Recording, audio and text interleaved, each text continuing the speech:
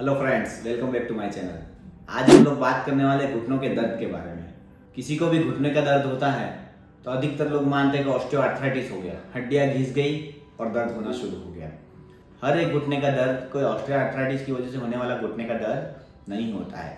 इसीलिए हर एक घुटने के दर्द का अप्रोच भी अलग अलग होता है। ढकनी के आगे वाले हिस्से में या ढकनी के ऊपर वाले हिस्से में जो दर्द होता है वो ऑस्टियोआर्थराइटिस के दर्द से काफ़ी अलग है और उसका रिहैब भी काफ़ी अलग जाता है। अगर एक ही प्रकार का एक्सरसाइज किया गया या एक ही प्रकार का रिहैब किया गया तो जैसा रिजल्ट मिलना चाहिए, दर्द में रिलीफ मिलना चाहिए, वैसा आपको नहीं मिलने वाला है। समझो हमारी उम्र 40-50 है और हम डॉक्टर के पास गए तो डॉक्टर बोलते हैं ये हड्डी का घिसने की शुरुआत हो गई इसीलिए आपको दर्द हो गया। लेकिन वहाँ पे आपकी हिस्ट्री क्या है वो जानना बहुत ज़रूरी है। आपको कौन से फंक्शन में दर्द हो रहा है वो जानना बहुत ज़रूरी है। कई बार जो ढकनी का दर्द होता है वो सीढ़ी चढ़ने उतरने में ज़्यादातर महसूस होता है। पेशेंट की रनिंग की हिस्ट्री होती है, वो लोग वॉकिंग ज़्यादा करते हैं। कोई बोल दिया आप मोटे हैं इसके लिए घुटने का दर्द हो रहा है, वज़न कम करिए। वज़न कम करने जा रहे हैं, वॉकिंग शुरू कर दिया, घुटनों का दर्द कम होने की जगह पे बढ़ जाता है।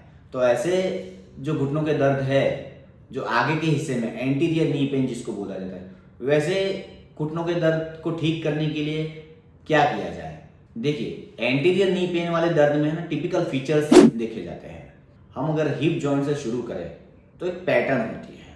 फीमर जो सबसे बड़ी हड्डी है शरीर में, उसका इंटरनल रोटेशन होता है, यानी वो अंदर की तरफ घूमी हुई होती है। हम स्टेप डाउन एक्टिविटी जब पेशेंट को करवाते हैं, सिंगल लेग स्क्वाट एक्टिविटी जब पेशेंट को करवाते हैं तो उनका फीमर अंदर की तरफ जाता है, घुटना भी अंदर की तरफ जाता है यानी मीडियली जाता है, और फुट जो होता है वो प्रोनेटेड होता है यानी वो भी अंदर की तरफ होता है। तो ऐसा बायोमेकेनिक्स जिस पेशेंट्स में ज़्यादातर देखा जाता है वैसे पेशेंट में खास करके ये एंटीरियर नी पेन होता है। वो फिर चाहे पतला हो मोटा हो, दैट डजंट मैटर। तो कई बार क्या होता है, सिर्फ हिप की एक्सरसाइज करे फिर भी घुटनों का दर्द चला जाता है, क्योंकि घुटने का कनेक्शन हिप जॉइंट से है। हिप जॉइंट की मोबिलिटी कम होती है, उस वजह से फीमर अंदर की तरफ जाता है और आपको दर्द होता है। दूसरा, हिप जॉइंट के आसपास जो मसल है, जो ग्लूटियल मसल, जो हमने बार बार हर एक बार बात करी है, वो ग्लूटियल मसल्स का काम है उसको फीमर को बाहर की तरफ रोटेट करना है और अबडक्शन करना है यानी बाहर की तरफ लेके जाना है। तो ये प्रॉब्लम कब आती है, ग्लूटियल मसल अगर वीक है तो फीमर अंदर की तरफ जाएगा, तो उसके लिए हमको क्या करना पड़ेगा, ग्लूटियल मसल को मजबूत करना पड़ेगा। ये एक चीज़ हो गई। हिप जॉइंट खत्म हुआ, अब घुटने पे आते हैं। घुटना अंदर की तरफ ज़्यादा जाता है तो ऐसा देखा गया है कि जब घुटना अंदर जाता है तो आईटी बैंड यानी जो साइड में, जो साइड की तरफ जो पट्टी जैसा स्ट्रक्चर भगवान ने हमको दिया है, जो मसल हमको दिया है, वो पट्टी जैसा स्ट्रक्चर जब टाइट हो जाता है, हालांकि वो ज़्यादा टाइट लूज की बातें अगर हम करेंगे तो बहुत डिबेटेबल हो जाता है, लेकिन वो पट्टी जब सेंसिटाइज हो जाती है यानी टाइट हो जाता है तो वो घुटने को अंदर की तरफ खींचता है। जो घुटने की ढकनी होती है उसको बाहर की तरफ ज़्यादा खींचता है और घुटना अंदर की तरफ ज़्यादा जाने लगता है। तो उसके लिए टेपिंग कर सकते हैं, आईटी बैंड को रिलीज कर सकते हैं। टेपिंग से हम क्या करेंगे, जो घुटना अंदर की तरफ ज़्यादा जा रहा है और जो ढकनी बाहर की तरफ आईटी बैंड जिसको खींच रहा है उसको हम अंदर धक्का दे सकते हैं या उस हिसाब से हम लोग अलाइनमेंट करवा सकते हैं। जो पटेला की ट्रैकिंग है यानी जो नी जॉइंट की जो ढकनी होती है उसकी ट्रैकिंग है वो उससे इम्प्रूव होगी, ज़्यादा बाहर नहीं जाएगी या ज़्यादा अंदर नहीं आएगी, तो भी हमको घुटने के दर्द में राहत मिलेगी। उसके बाद पंजा, पंजा जब ज़्यादा अंदर की तरफ झुकने लगता है तब भी घुटनों में दर्द होता है।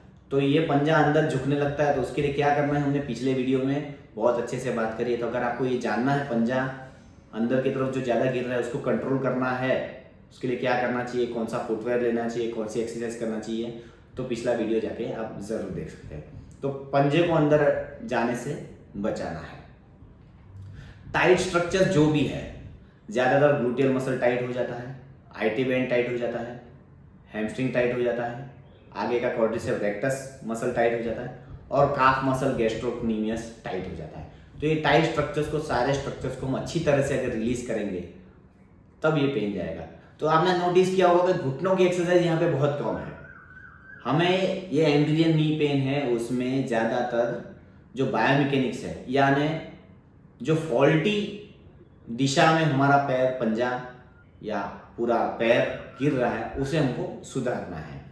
तो इन शॉर्ट, जो घुटना अंदर की तरफ जा रहा है, पंजा अंदर की तरफ जा रहा है, हिप अंदर की तरफ जा रहा है, उसे हमें अटकाना है। उसे अटकाने के लिए ग्लूटियल मसल्स की एक्सरसाइज करनी है, यानी ग्लूटियस मीडियस मसल जो बोला जाता है, उसको मजबूत रखना बहुत ज़रूरी है। और जो स्टेप डाउन एक्टिविटी है, सिंगल लेग स्क्वाट एक्टिविटी है, उसके ऊपर फोकस करना बहुत ज़रूरी है। ये सारी चीज़ें हम बारी बारी से अगर करेक्ट करेंगे तो हमें ये एंटीरियर नी पेन में काफ़ी हद तक रिलीफ मिलने वाला है।